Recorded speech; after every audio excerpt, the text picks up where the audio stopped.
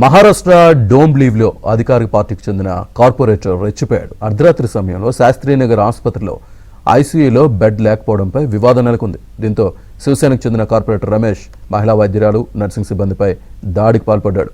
తమ వారికి ఎందుకు బెడ్ ఇవ్వలేదంటూ నిప్పులు జరిగాడు. కార్పొరేటర్ దాడి ఘటనపై ప్రజలు మండిపడుతున్నారు. వెంటనే శివసేన కార్పొరేటర్ను అరెస్ట్ చేసి జైల్లో పెట్టాలంటూ డిమాండ్ చేస్తున్నారు.